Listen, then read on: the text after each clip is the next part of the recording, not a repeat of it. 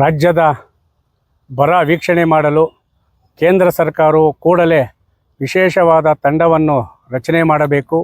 ಬರ ನಿರ್ವಹಣೆಗೆ 30,000 ಕೋಟಿ ಅನುದಾನವನ್ನು ಬಿಡುಗಡೆ ಮಾಡಬೇಕು.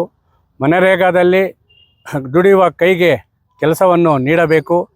ಕೋಟ್ಯಾಂತರ ರೂಪಾಯಿ ಹಣದಲ್ಲಿ ಅಭಿವೃದ್ಧಿಪಡಿಸಿರುವಂತಹ ಬಂಗಾರಪೇಟೆ ನಗರದಲ್ಲಿರುವ ರೈಲ್ವೆ ಮೇಲ್ಸೇತುವೆಯನ್ನು ಉದ್ಘಾಟನೆ ಮಾಡಿ ಜನಸಾಮಾನ್ಯರಿಗೆ ಅನುಕೂಲ ಮಾಡಿಕೊಡಬೇಕೆಂದು ವಿವಿಧ ಬೇಡಿಕೆಗಳನ್ನು ಈಡೇರಿಸುವಂತೆ ಕೇಂದ್ರ ಮತ್ತು ರಾಜ್ಯ ಸರ್ಕಾರವನ್ನು ಒತ್ತಾಯಿಸಿ ದಿನಾಂಕ 13/8/2026 ಗುರುವಾರ ಬೆಳಗ್ಗೆ 11 ಗಂಟೆಗೆ ನಷ್ಟ ಬೆಳೆ ಹಾಗೂ ಚನಕೆಗಳ ಸಮೇತ ಅಭಿವೃದ್ಧಿಪಡಿಸಿರುವಂತಹ ಮೇಲ್ಸೇತುವೆಯ ಮುಂಭಾಗ ಹೋರಾಟ ಮಾಡುವ ಮುಖಾಂತರ ಕೇಂದ್ರ ಮತ್ತು ರಾಜ್ಯ ಸರ್ಕಾರವನ್ನು ಒತ್ತಾಯಿಸ್ತಾ ಇದ್ದೀವಿ.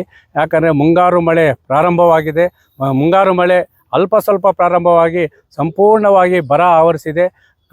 ಕೃಷಿ ಮಾಡಲು ಹೊಲವನ್ನು ಆದ ಮಾಡಿಕೊಂಡಿರುವ ರೈತರ ಮುಖದಲ್ಲಿ ಇವತ್ತು ಮಂದಹಾಸ ಇರ್ತಾ ಇದೆ.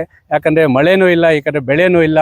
ಜೀವನ ಕಷ್ಟಕರವಾಗಿರುವಾಗ ಕೇಂದ್ರ ಮತ್ತು ರಾಜ್ಯ ಸರ್ಕಾರ ಆರೋಪ ಪ್ರತ್ಯಾರೋಪಗಳನ್ನು ಮಾಡುವುದನ್ನು ಬಿಟ್ಟು ರೈತರ ಸಮಸ್ಯೆಗಳಿಗೆ, ಕೂಲಿ ಕಾರ್ಮಿಕರ ಸಮಸ್ಯೆಗಳಿಗೆ ಸ್ಪಂದಿಸಬೇಕೆಂದು ದಿನಾಂಕ 13/8/2026 ಗುರುವಾರ ಬೆಳಗ್ಗೆ 11 ಗಂಟೆಗೆ ನಷ್ಟ ಬೆಳೆ ಹಾಗೂ ಚನಕೆಗಳ ಸಮೇತ ಅಭಿವೃದ್ಧಿಪಡಿಸಿರುವ ಮೇಲ್ಸೇತುವೆಯ ಉದ್ಘಾಟನೆ ಮಾಡಬೇಕಂತೇಳಿ ಹೋರಾಟವನ್ನು ಹಮ್ಮಿಕೊಂಡಿದ್ದು, ಈ ಹೋರಾಟಕ್ಕೆ ರೈಲ್ವೆ ಪೊಲೀಸ್ ಇಲಾಖೆಯಿಂದ ಮತ್ತು ಬಂಗಾರಪೇಟೆ ನಗರ ಪೊಲೀಸ್ ಠಾಣೆಯಿಂದ ಸೂಕ್ತವಾದ ಬಂದೋಬಸ್ತು ಕಲ್ಪಿಸಿ ಮನವಿಯನ್ನು ಸ್ವೀಕರಿಸಲು ರೈಲ್ವೆ ಅಧಿಕಾರಿಗಳು, ಯಾಕಂದರೆ ಉನ್ನತ ಮಟ್ಟದ ಅಧಿಕಾರಿಗಳು ಇಲ್ಲಾಂದರೆ ತಾಲೂಕು ದಂಡಾಧಿಕಾರಿಗಳನ್ನು ಸ್ಥಳಕ್ಕೆ ಕರೆಸಿಕೊಡ್ಬೇಕಂತೇಳಿ ರೈಲ್ವೆ ಮತ್ತು ನಗರ ಪೊಲೀಸ್ ಠಾಣೆಯ ಆರಕ್ಷಕ ನಿರೀಕ್ಷಕರನ್ನು ಒತ್ತಾಯ ಮಾಡ್ತಾ ಇದ್ದೀವಿ.